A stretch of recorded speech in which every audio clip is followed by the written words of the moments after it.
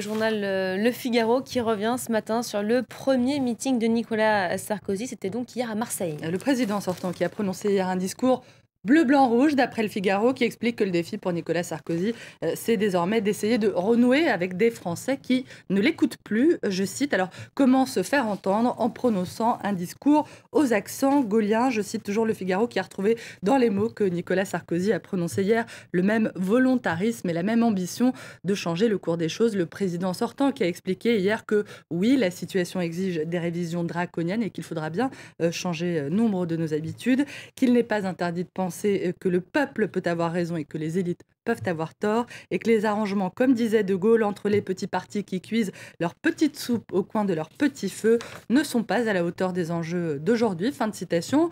Voilà pour le discours, hein, mais est-il vraiment crédible, s'interroge Libération, qui ironise ce matin sur la posture adoptée hier par Nicolas Sarkozy. C'est l'élite finale. Oui, le président dit vouloir rendre la parole au peuple. Oui, il met ses pas dans ceux du général qui a dû au passage, écrit Libé, se retourner dans sa tombe.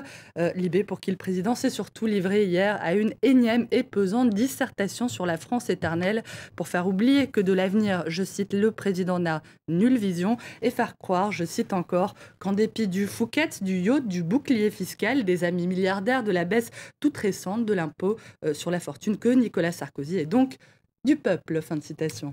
Un discours donc à droite toute, dans lequel l'extrême gauche voit un appel appuyé en direction de l'électorat de Marine Le Pen. Le quotidien L'Humanité voit dans le discours qui a été prononcé hier une posture extrêmement à droite et fait mine de s'interroger. Était-ce bien hier le même homme qui se proclamait candidat du peuple de France que celui, il y a 5 ans, qui se parait du titre de candidat du pouvoir d'achat et de la France qui se lève tôt? Était-ce un opposant au président en place prononçant un réquisitoire contre les promesses piétinées pendant tout un quinquennat pour Marine Le Pen? On vient de l'entendre, pas de doute, c'est bien son électorat que Nicolas Sarkozy cherche à lui ravir, et c'est d'ailleurs sur le président sortant qu'elle a choisi de consacrer ses attaques. Le Parisien revient sur le meeting qu'elle a tenu hier à Lille, un meeting au cours desquels elle a brandi un carton rouge contre Nicolas Sarkozy. Expulsez-le définitivement du terrain, a-t-elle demandé à ses partisans. Marine Le Pen, qui a, on le rappelle, créé la polémique en fin de semaine dernière, en affirmant que la viande distribuée en Île-de-France serait à l'insu des consommateurs de la viande halal. Et pendant que Marine Le Pen poursuit son attaque frontale contre Nicolas Sarkozy, François Hollande, lui, persévère dans sa stratégie de l'esquive. Le président a beau multiplier les attaques contre son rival, et notamment hier à Marseille, rien n'y fait. François Hollande ne bouge pas et il a bien, dit-il, l'intention de ne pas répondre. Libé raconte que le candidat socialiste répète comme un mantra son refus d'être le méchant de l'histoire. François Hollande préfère jouer la carte de la force tranquille et dit refuser de descendre dans la cour de récréation. La violence et l'insulte, c'est un signe de faiblesse, je cite. François Hollande qui est accusé par Nicolas Sarkozy de jouer un double jeu sur la question de la finance. Eh bien, là-dessus, il a répondu que oui, la finance est son adversaire quand elle devient folle. Une stratégie de l'aimable Elisabeth, pour l'instant, qui permet en tout cas à François Hollande de conserver pour le moment son avance dans les sondages.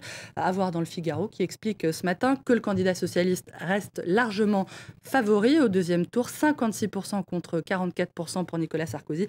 Les deux rivaux qui seraient par ailleurs en train de creuser leur avance sur leurs rivaux, Marine Le Pen, François Bayrou et Jean-Luc Mélenchon. Une polarisation du débat politique que le candidat centriste François Bayrou a fustigé en dénonçant la sarkolandisation de la campagne, et dont le quotidien La Croix s'inquiète. Ce matin, le journal écrit que cette logique binaire porte une part de risque car elle s'accompagne notamment d'un appauvrissement des discours. La Croix qui rappelle qu'il y a bien plus que 2 points de vue et que pour l'instant, les indécis restent nombreux.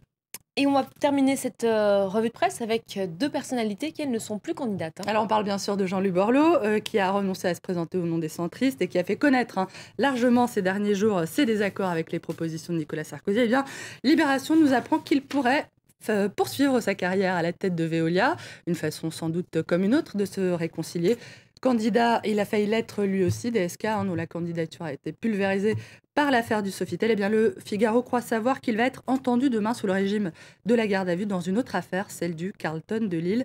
Il pourrait être mis en cause, Elisabeth, pour recel d'abus de biens sociaux et complicité de proxénétisme. Merci beaucoup Hélène Frade, c'était la revue de presse française. Et vous restez avec nous à suivre dans quelques instants le focus du